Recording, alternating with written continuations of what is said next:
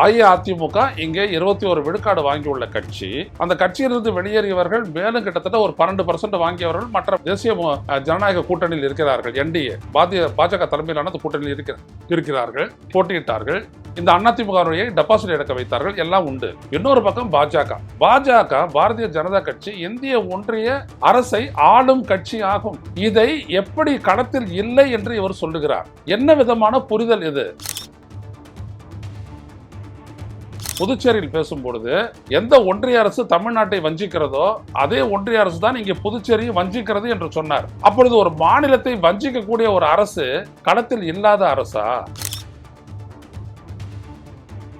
திருப்பரங்குன்றத்தை பற்றியும் பேசவில்லை, எஸ்ஐஆரை பற்றியும் பேசவில்லை. இப்பொழுது 100 நாள் வேலை வாய்ப்பு திட்டத்தை 125 நாள் ஆக்கி மாநில அரசுகள் அதற்கு 40 விழுக்காடு நிதியை அளிக்க வேண்டும் என்று சொல்லி இருக்கின்றார்கள். அதை பற்றியும் பேசவில்லை. இப்படி ஒரு விஜய் செய்வது அரசியல் சுத்தமான கபட நாடகம் ஆகும்.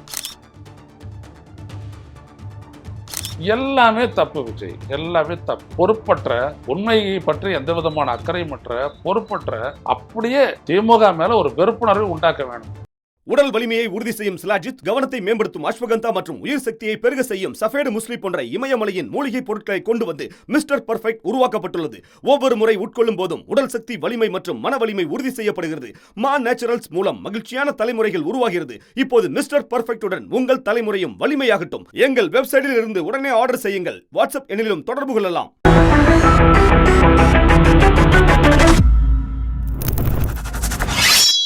வணக்கம் தோழர்களே. ருச செய்திகள் வாயிலாக இன்று மீண்டும் உங்களை சந்திப்பதில் பெருமகிழ்ச்சி அடைகின்றேன். இன்று ஈரோடு மாவட்டம் விஜயமங்கலத்தில் நடந்த மக்கள் சந்திப்பு நிகழ்ச்சியில் பேசிய தமிழக வெற்றி கழகத்தினுடைய தலைவர் நடிகர் விஜய்,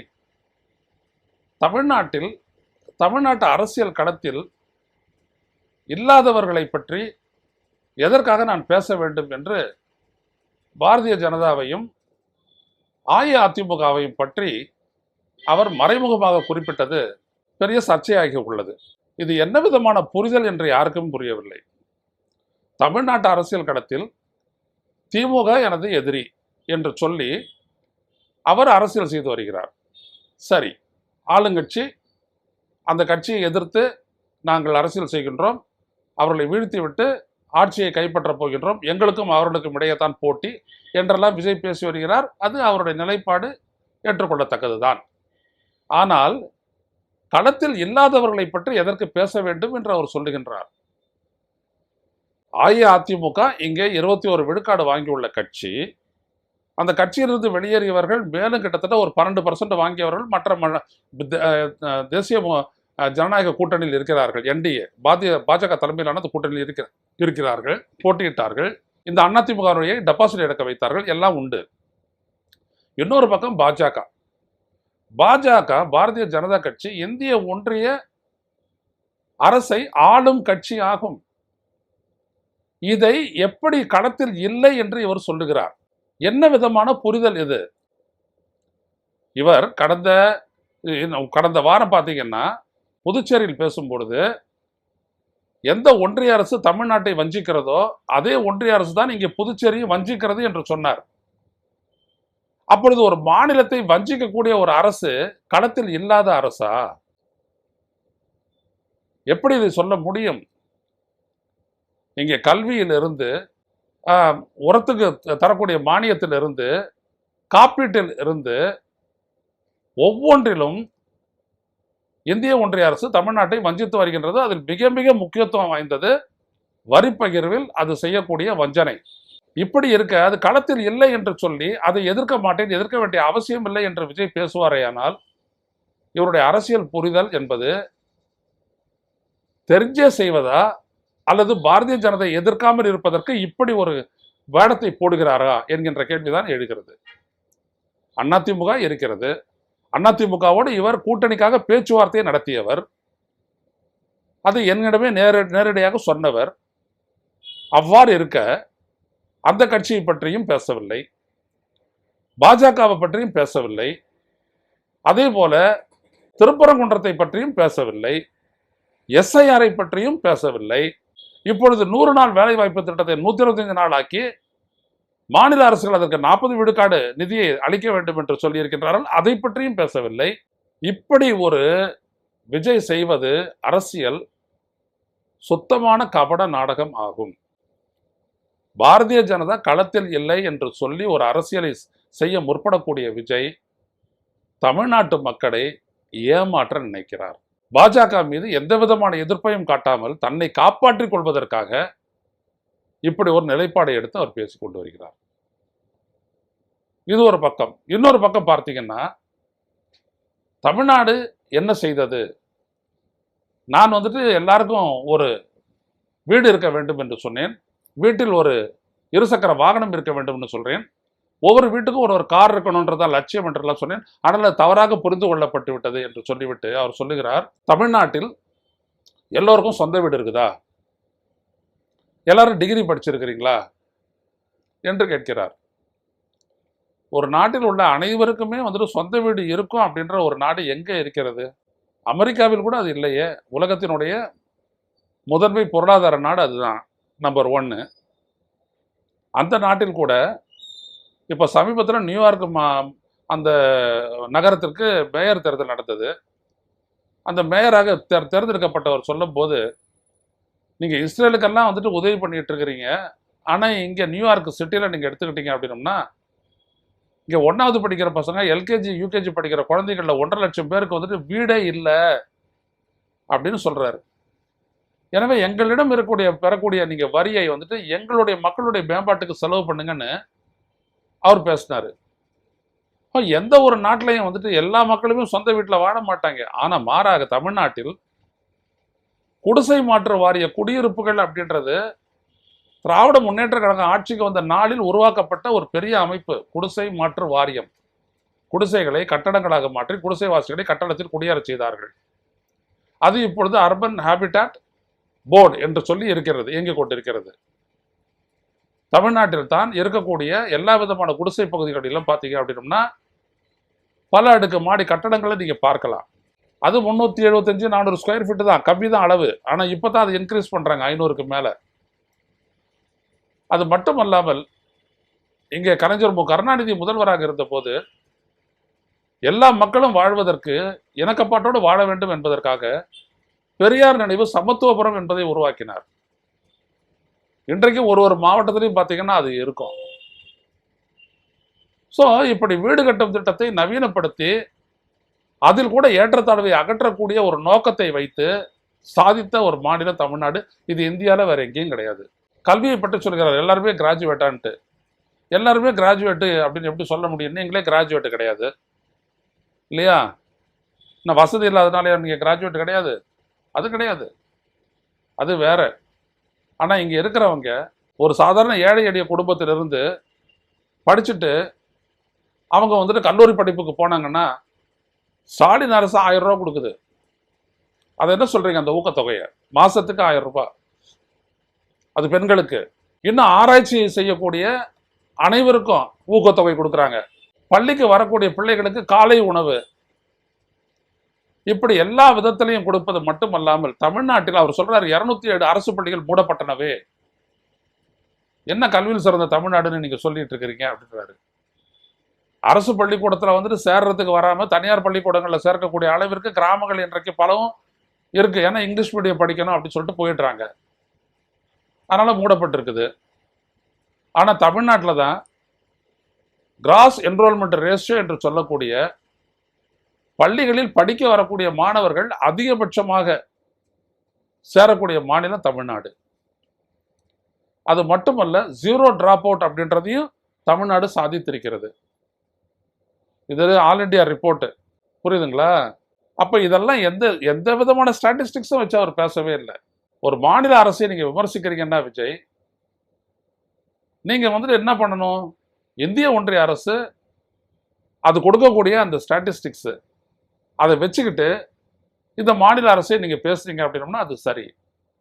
ஆனா வாய்க்கு வந்ததெல்லாம் பேசுறீங்க, அப்படிதானே பண்றீங்க. இப்ப ரிசர்வ் பேங்க் ஆஃப் இந்தியா தமிழக அரசுக்கு சொல்லுது, இந்தியாவில் இருக்க மாநிலங்களே தமிழ்நாடு மட்டும்தான் 16 விழுக்காடு கிராஸ் ஸ்டேட் டொமஸ்டிக் ப்ராடக்ட், ஒட்டுமொத்த மாநில உள்நாட்டு உற்பத்தி வளர்ச்சி கடந்த ஆண்டை விட இந்த ஆண்டு 16 விழுக்காடு அதிகம்னு சொல்லுது. இது இந்தியாவிலேயே அதிகம். இது இந்திய ரிசர்வ் பேங்க் கொடுத்துருக்குது. டிஸ்பியூட் பண்ண முடியுமா உங்களால? 16 விழுக்காடு வந்துட்டு வளர்ச்சி. அப்போ அந்த அளவுக்கு உற்பத்தி பெருகுதுன்னா அந்த அளவுக்கு இங்கே எம்ப்ளாய்மெண்ட் பெருகி இருக்கணும் இல்லையா? அதே மாதிரி அந்த அளவுக்கு உற்பத்தி பெருகுதுன்னா இங்கே டிமாண்ட் அதுக்கேற்ற அளவுக்கு இன்க்ரீஸ் ஆகிருக்கணும். அப்படின்னா என்ன அர்த்தம்? வருவாய் பெருகி இருக்கணும். இப்படிதான் பொருளாதார சுழற்சி. இதை உங்களால பேச முடியுமா அல்லது புரிஞ்சுக்கத்தான் முடியுமா உங்களால விஜய்? ஏதோ இந்த நாட்டில் இருக்கக்கூடிய அரசியல்வாதிகள், எதிர்கட்சிகள், பத்திரிகையாளர்கள் இவர்களெல்லாம் தாண்டி உங்களுக்கு என்ன தெரியும்? பேசும்போது அதனாலதான் ஸ்டாட்டிஸ்டிக்ஸை வச்சுட்டு பேசணும். உங்க கூட கூட இருக்கிறாங்க, அருண்ராஜன் இருக்கிறாரு, இன்னும் சிலர்லாம் இருக்கிறாங்க. அவங்க எழுதி கொடுத்த காகிதத்தை தான் நீங்க படிக்கிறீங்க. அதனால தான் இந்த டிங்கினான பிரச்சனை வருது. அதாவது கதாகாலட்சேபத்துல அந்த முன்னாடி இருக்கிறவரு பீமசேன மகாராஜா மரத்தைப்பு டிங்கினான போது ஆமச்சாமி போடுவாங்க, ஆமா ஆமான்னு. இவர் பீமசேன மகாராஜா மரத்தைப்பு டிங்கினானா இவரும் டிங்கினானா. அதுனா டிங்கினானா? பீமசேன மகாராஜா மரத்தையே புடுங்கி போட்டுட்டாரு, அவ்வளவு பலசாலி. பீமசேன மகாராஜா மரத்தை புடுங்கிட்டானா அப்படின்னு அவர் சொல்றாரு. அதுல பூ அந்தாண்ட போட்டு டிங்கினாவை தனியா வச்சுட்ட உடனே அதே மாதிரி பின்னாடி இருக்கிறவங்க ஆமச்சாமி போடுறான். அந்த மாதிரி தான் நீங்க பண்றீங்க. அவங்க எழுதி கொடுத்தவங்க என்ன கொடுத்துறாங்களோ அதை அப்படியே கக்குறீங்க. அதை பத்தி எந்த விதமான சிந்தனையும் செலுத்தல. ஆனா நீங்க படிச்சவங்க தான், +2 எல்லாம் தேறி இருக்கிறீங்க. படிக்கலாமே, பத்திரிகைகளில் படிக்கலாம், தொலைக்காட்சியை பார்க்கலாம், ஷார்ட்ஸ்ல நிறைய விவரங்கள் வருது. அதெல்லாம் விட்டுட்டு அங்க காளிங்கராயன் கால்வாய் திட்டத்தை வந்துட்டு சொல்லி காளிங்கராயரை பத்தி நீங்க சொல்றீங்க பெருமையோட. ரொம்ப நல்லது. அது காளிங்கராயர் கால்வாய், நீங்க அதை அணைன்றீங்க. எங்க போயிட்டு முட்டிக்கிறது? இந்த மக்கள் கேட்கறவங்க சிரிக்க மாட்டாங்க. இந்த சின்ன விவரம் கூட தெரியாம இவர் ஏன் இவ்வளவு பெரிய கூட்டத்தை கூட்டி இங்க வந்துட்டு கத்திட்டு இருக்கிறாருன்னு நினைக்க மாட்டாங்க. ஆனா சொல்றீங்க இங்க இருக்கிற உங்களுக்கு புரிஞ்சா போதும், அங்க இருக்கிற உங்களுடைய ரசிகர்களுக்கு மட்டும் புரிஞ்சா போதும்னா எதுக்கு காசு கொடுத்து எல்லா ஊடகங்கள்லையும் நீங்க அப்படியே வீட்டுல இருந்து புறப்படுறதுல இருந்துட்டு முடிச்சுக்கிட்டு மறுபடியும் விமானம் ஏறுறது வரைக்கும் காட்ட சொல்லி எதுக்காக காசு செலவு பண்றீங்க? அதான் உங்க ரசிகர்களுக்கு போனா போதுமே. உங்க கருத்து மக்களையும் சென்றடையணுன்றதுக்கு தானே அதை செய்யறீங்க. அப்போ அந்த ரசிகர்கள் உங்களுக்கு புரிஞ்சா போதும் அப்படின்றீங்க. எல்லாமே தப்பு விஜய், எல்லாமே தப்பு. பொறுப்பற்ற, உண்மையை பற்றி எந்த விதமான அக்கறையுமற்ற, பொறுப்பற்ற, அப்படியே திமுக மேல ஒரு வெறுப்புணர்வை உண்டாக்க வேணும். அவ்வளவுதான். இந்த சினிமாவில் வரும் இல்லையா, ஒரு ஹீரோ ஒரு வில்லன், அந்த மாதிரி இவர் திமுக அரசு வில்லனா காட்டணும். அப்பதானே இவர் ஹீரோவா உயர முடியும். அதனால பேசிட்டு இருக்காரு. திமுக மேல வெறுப்புணர்வு விதைக்கணும், அவ்வளவுதான். வேற எதுவுமே கிடையாது. பெரியார் எல்லாம் பத்தி பேசுறீங்க. பெரியார் பத்தி பேசுனதெல்லாம் எவ்வளோ விடயங்கள் இருக்குது. அதில் எவ்வளோ சாதிக்கப்பட்டது, சாதிச்சது யாரு, ஏதாவது உங்களுக்கு தெரியுமா? திருப்பரங்குன்றம் எவ்வளோ பெரிய பிரச்சனை. இன்னைக்கு நீதிமன்றத்தில் பார்த்தீங்க அப்படின்னா அவ்வளோ காரசாரமான விவாதம். ஆனால் எதையுமே சொல்லலை. நேற்று கூட அண்ணாமலை உங்களை பார்த்து கேட்டாரு. அதான் நீங்கள் இல்லை களத்தில் இல்லாத கட்சியில் அந்த கட்சியை சார்ந்தவர் கேட்குறாரு, என்ன உன்னோட நிலைப்பாடு, இந்தாண்டையா அந்தாண்டையா, நடுவில் நிற்காத அப்படின்னு சொல்லி சீமான் சொன்ன மாதிரி அவர் அதை சொல்றாரு. நடுத்தரவில் நின்று லாரில் அடிப்பட்டு சாவாது அப்படின்னு சொன்னார்ல சீமான், அந்த மாதிரி அவரும் பேசுறாரு. நான் என்ன பேசுறேன் அப்படின்றது யாரும் நிர்ணயிக்க முடியாது, நான் தான் பேசுவேன். அது எப்படி சரியா வரும்? இந்த நாட்டில் இருக்கக்கூடிய சிக்கல்களுக்கு தீர்வு காண நான் ஆட்சிக்கு வரேன்னு சொல்றீங்க. அப்ப சிக்கல்கள் எல்லாத்தையும் பத்தி நீங்க பேசணும்ல, அதை எதிர்பார்க்கறதுல எந்த தப்பும் இல்லையே. ஆனா சிக்கல் வந்துட்டு தனக்கு புரியல, இவருக்கு புரியல அப்படின்றது எங்க மக்களுக்கு தெரிஞ்சிட போதும் அப்படின்றதுக்காக நீங்க வந்துட்டு உளறீங்க. எல்லாம் பிளா பிளா பிளா, வேற எதுவுமே இல்லை. எந்த இடத்துலையுமாவது இந்த இந்திய ஒன்றிய அரசு எவ்வளவு தூரம் வஞ்சிக்குது இந்த தமிழ்நாடு, அதை பத்தி பேசணுமா இல்லையா? தேர்தல் அரசியல்ல அதை பத்தி நான் பேச மாட்டேன் அப்படின்றது என்ன அர்த்தம்? நான் கூட்டணிக்கு தயாராகிட்டு இருக்கிறேன்னு அர்த்தமா விஜய்? உங்களுடைய சிறப்பு பொதுக்கூடல தீர்மானம் போட்டீங்களே, யாரோட கூட்டணி வைக்க வேண்டும் என்கிற அதிகாரம் தலைவருக்கு அளிக்கப்படுகிறது, அதானா இது? சொல்லுங்க. அதனால தான் நான் பாஜக பத்தி பேசுறேன் அப்படின்னு சொல்லுங்க. அப்புறம் கொள்கை எதிரின்னு சொன்னீங்களா, என்ன ஆச்சு? புதைச்சாச்சு? அதை வேற அரசியல் எதிரி மட்டும்தானே? தமிழ்நாட்டு மக்களையா நீங்கள் ஏமாற்ற நினைக்கிறீர்கள்? அன்றாட அரசியலை வந்துட்டு தொலைக்காட்சிகள் மூலம் புரிய வச்சு, எல்லார் வீட்லயும் நீங்க டிவி இருக்குது, கலைஞர் கொடுத்த அந்த சின்ன டிவி உட்பட எல்லார் வீட்லயும் இருக்குது. நீங்க எங்க இருந்து ஏமாத்த போறீங்க யாருக்கு தெரியாது. எல்லா வீட்லயும் படிச்சவங்க இருக்கிறான், எல்லாருக்கிட்டையும் செல்ஃபோன் இருக்குது. இப்போ இன்னையிலேருந்து பார்த்தீங்கன்னா அடுத்த ஒரு வாரத்துக்கு நீங்கள் தான் என்டர்டெயின்மெண்ட்டு. ஒரு இடத்துலையும் ஒன்று ஓடும் உங்களை பற்றி தான். ஆனால் விஜய் இன்னைக்கு நீங்கள் ஒன்று பண்ணீங்க, அதுதான் ரொம்ப சிறப்புக்குரியது. பொதுவாக 7 மணி நேரம் லேட்டு, 8 மணி நேரம் லேட்டு, 9 மணி நேரம் லேட்டாலாம் வருவீங்க. இன்னைக்கு பாருங்கள் எப்படி வந்தீங்கன்னு. 11 to 1 தான் உங்களுக்கு கொடுத்துருக்க டைமிங். உடனே இங்கே 8:30 மணிக்கு டான்னு ஃப்ளைட்டை பிடிச்சிட்டிங்க. 10 மணிக்கு வந்துட்டு கோயம்புத்தூருக்கு வந்துட்டீங்க. உடனே அங்கேருந்து காரில் ஏறினீங்க. நேராக 11:15 திடலுக்கு வந்துட்டீங்க. விஜயமங்கலம் திடலுக்கு வந்துட்டு பஸ்ல ஏறி உட்காந்துட்டீங்க. கரெக்டாக 12:59 பேச ஆரம்பிச்சு 11:59 பேச ஆரம்பிச்சு 12:27 முடிச்சிட்டிங்க. ரைட்டா? இது ஏன் நடந்துச்சு? எப்போ இந்த அறிவு உங்களுக்கு வருது? இப்படி நீங்க சரியான நேரத்தில் புறப்பட்டு இங்க வந்து சேர்ந்து பேசிட்டு கூட்டத்தை முடிச்சுட்டு போறதுக்கு, சரியான நேரத்தில் முடிச்சுட்டு போறதுக்கு 41 பேர் கரூர்ல சாக வேண்டியது இருந்துச்சு. அப்பதானே உங்களுக்கு இந்த அறிவு வந்துச்சு. இல்லாட்டி வந்திருக்குமா உங்களுக்கு இந்த அறிவு? 41 பேர் செத்து அது பிரச்சனையாகி லேட்டா வந்தது. இப்போ லேட்டா வந்தது ஒத்துக்கிறீங்களா நீங்க? இதே மாதிரி அன்னைக்கு நீங்க நாமக்கலுக்கு சீக்கிரம் போயிருக்கலாம்ல. 8:45 சொல்லிட்டு இங்கேருந்து 8:45 நீங்க சார்ட்டர்டு ஃபிளைட்டை ஏறுறீங்க. ஏன் அதுக்கு 6 மணிக்கே போயிட்டு அங்க 8:45 சேர்ந்து 9 மணிக்கு பேச ஆரம்பிச்சு அதை முடிச்சிட்ட உடனே வந்திருந்தா கரெக்டா வந்துட்டு 12:30 மணிக்கு இங்க வந்திருக்கலாம்ல. கரூர்ல மக்கள்லாம் இருந்தாங்களே, நீங்க வரும்போது வரப்போறாங்க, நல்லா பேசிட்டு போயிருக்கலாம்ல. எதுவுமே ஆயிருக்காத. ஆனா திட்டம் மக்கள் சேரணும். அது மயக்கம் போட்டு விடுறாங்களா, சோறு இல்லாத விடுறாங்களா, தண்ணி இல்லாத விடுறாங்களா, அது வேற கதை. சுயநலம். இப்போதெல்லாம் எங்க போச்சு? பறந்து போயிடுச்சு.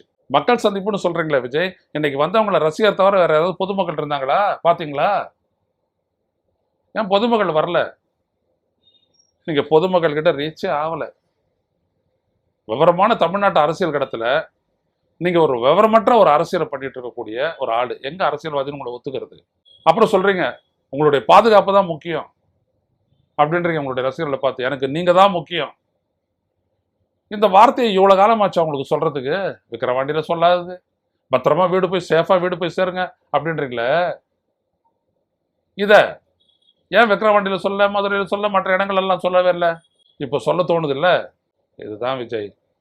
பட்ட உடனே உங்களுக்கு அறிவு வருது, படலைன்னா வந்திருக்காது. அரசியலை பொறுத்த வரைக்கும் விவரமா இருங்க. நான் உங்களோட நிப்பேன்னு சொல்லிட்டு நீங்க யாரோட நீங்க நின்று இருக்கிறீங்க? இன்னைக்கு நீங்க திமுக பார்த்து பேசுறீங்க, முதலமைச்சரை பார்த்து பேசுறீங்க. ஆனா அங்க கரூர்ல அந்த சம்பவத்துல வந்துட்டு செத்துக்கித்து விடும்போது, மருத்துவமனையில் அவ்வளவு பேர் சேர்க்கப்பட்ட போது நீங்க அந்த இடத்துல இல்லை. ஆனா அவர் அந்த இடத்துக்கு வந்தாரு. மக்கள் யாரை பெருசா மதிப்பாங்க, உங்களையா அவரையா? இதுல யாரு வில்லன், யாரு ஹீரோ? எனவே விஜய் நல்லா யோசிங்க. அரசியல் அப்படின்றது அறிவு சார்ந்த ஜனநாயக வழியில நீங்க பண்ண வேண்டிய ஒன்று. சும்மா 4 தலைவரோட பேரை குறிப்பிடுறது, அப்புறம் திமுக தீய சக்தி, அதான் தீய சக்தி. அந்த முதலமைச்சர் அங்க வந்து நிக்கிறாரு, நீ தூய சக்தி, அந்த இடத்த விட்டு ஓடிட்ட. மக்கள் உங்களை நம்புவாங்களா? தூய சக்தியை நம்புவாங்க, தீய சக்தியை நம்புவாங்களா? என்ன உளறல், என்ன உளறல். ஆனா நல்லது, போங்க, இப்படி ஊரா போங்க, எக்ஸ்போஸ் ஆவீங்க. ஏன்னா தகுதி உள்ளவன் அரசியலுக்கு வரணும். தகுதி யார் வேணாலும் அரசியலுக்கு வரலாம், அது வேற விஷயம். ஆனா தகுதி உள்ளவன் தான் அரசியல் நிலைப்பான். நீங்க தொடர்ந்து போங்க, உங்களுடைய தகுதியை மக்கள் உணர்வார்கள். மீண்டும் சந்திப்போம் தொடர்புடைய. நன்றி, வணக்கம். ஊடகம் கார்ப்பரேட் அரசியல்வாதிகளின் கைப்பாவையாக அடிமைகளாக இருந்தது போதும். இனி சாட்டை எடுத்து சுழற்றும் நேரம் வந்துவிட்டது. ஊடகம் பொதுமக்களாகிய உங்களுக்காக, உங்களாலேயே இயக்கப்பட வேண்டும். ஊடக சுதந்திரத்திற்காக உங்களின் பங்களிப்பை இன்றே அளித்திடுங்கள்.